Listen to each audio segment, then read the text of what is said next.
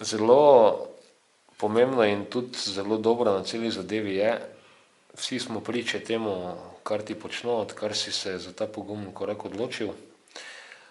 Kljub temu pa je tudi vidno, da ti svoje nekdanje stranke, glede v primerjavi s tem, koliko te napadajo in te želijo diskreditirati, nisi na nekem nivoju sedaj nekega whistleblowerstva, nekega šimfanja, kritiziranja, ampak si enostavno se odločil svojo pot, ker se nisi strinjal. In kako komentiraš kot človek, ki je sedaj že v javnosti pokazal in dokazal neko načelnost, kako se ti kot politiku taki koraki, ki spadajo dejansko v otroški vrtec ali peskovnik, zdijo?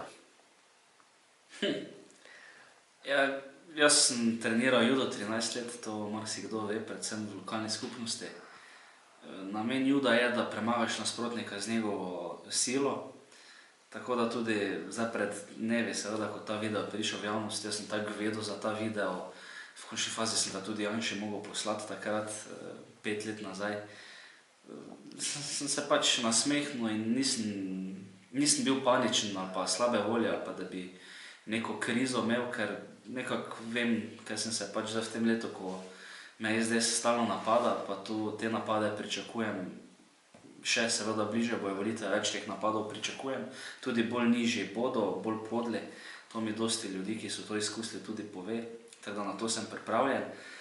Je pa to žalostno, ker v Sloveniji to ohranja gor, bom rekel, korupcijo pa negativno kadrovsko selekcijo, ker je vsem političnim strankam glavno vodilo važno, da naš, ne pa da sposoben. In ta negativna kadrovska selekcija nas je pripeljala danes sem, kjer smo, ko se tretjina vsake generacije mladih izseli v tujino in ko nekako se mi zdi, da bo Slovenija država duhov.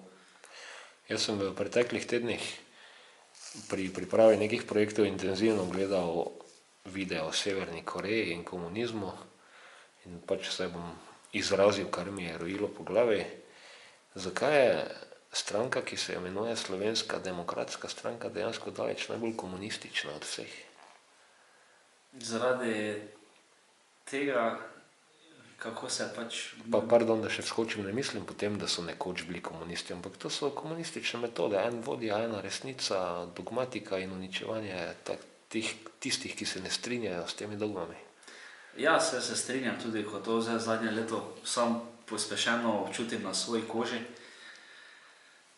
Jaz mislim, da se pač vidi, odkot ima moj bivši šef šolo, da tudi sam hodil na te mitinge, shode v Jajce, ne vem kam vse, v Kumrovec, in da mu je ta ideologija zelo blizu. Meni se zdi, da je on po načinu vodenja v zadnjih letih, namreč jaz sem se v stranko včlanil 2009, takrat se mi je zdela to povsem neka druga stranka, tudi zgodba, vsebina, prioritete programske, širok krog intelektualcev, mladih gospodarstvenikov.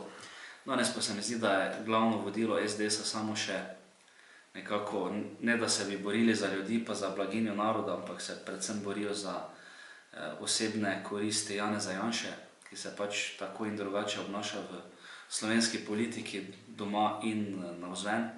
Tako da jaz mislim, da to, kar se tam dogaja, je podno od vsega. Čeprav, bom tako rekel, poznam še veliko članov SDS-a, tudi poslancev, svetnikov, navadnih članov, ki se pa mi zdijo, da imajo še vedno dobre namene, da izvajajo dober program, je pa pač glavni problem, kako se ta program izvršuje strani vodilnih. Tako da zdaj za zaključek tega drugega videa, točno to, kar želimo povedati, in dejansko ljudje, ki želijo Sloveniji dobro, mogoče je v sami stranki, pa ne samo v tej v zraku, neka fobija, da bi zdaj nekdo napadal, šimfal. Kot vidimo, dejansko na tvojem primeru, ko se enkrat od tega odcepiš, vlagaš v energijo v dobre stvari, ne pa za neko obračunavanje. Pa to. In to še enkrat ponovim, to mi je zelo všeč pri tebi, da raje vlagaš v to, da se pač rešiš tega bremena in nekaj pametnega narediš, kot da bi obračunaval. Tako da svaka čast. Hvala.